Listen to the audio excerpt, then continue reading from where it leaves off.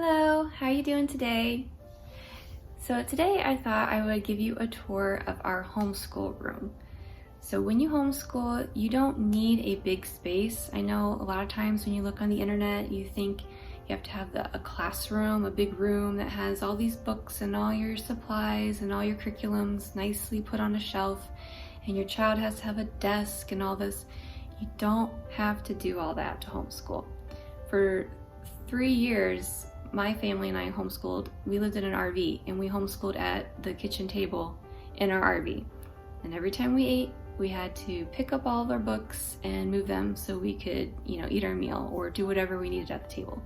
So you don't need a big space. If I can do it in an RV for 3 years, you can do it anywhere, okay?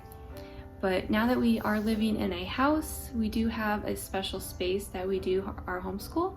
So I thought I would share it with you and just show you what we do and see if it gives you any ideas on how you can make your homeschool in your house. Okay, so this is our homeschool room. It's also a living room, so it's not just for homeschool, but right now I have 2 boys that are homeschooling, and this is one of their desks, and here's their other desk. And the only reason we have desks is I found them on Marketplace they were like $20, and I couldn't refuse. They were so cute.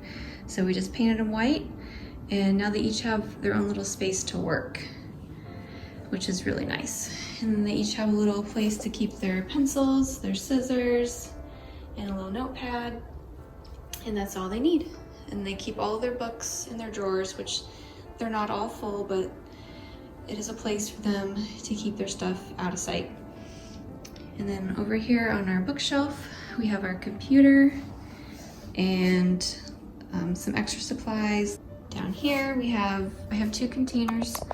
This is full of school supplies, so it has like extra tape and markers, rubber bands, those type of things. And then this box has manipulatives in it. And then we have our dictionary and our thesaurus. And then I have another box or basket here full of books that we use occasionally, not every day. And then I have my whiteboard, a clipboard, and a couple other books that we're reading, and my binder with all of my papers that I keep. And then here are some of the books that we are reading right now.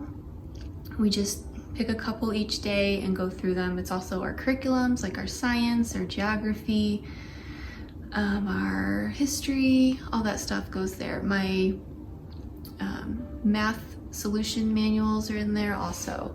So I just keep all that on that shelf. And then the bottom is just albums, so that's not even school stuff.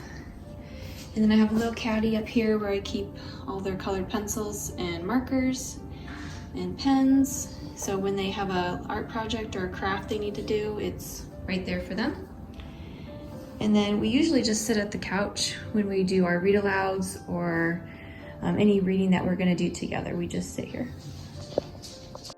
And then I have another bookshelf over here.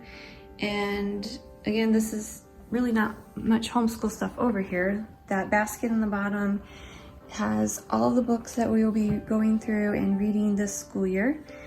And then this basket down here has all their coloring books or art books that they like to use.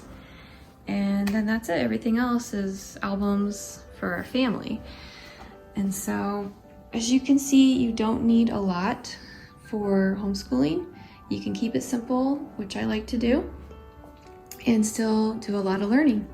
So I hope that was helpful and you get some ideas from our simple little homeschool room. Okay, have a great day. Bye.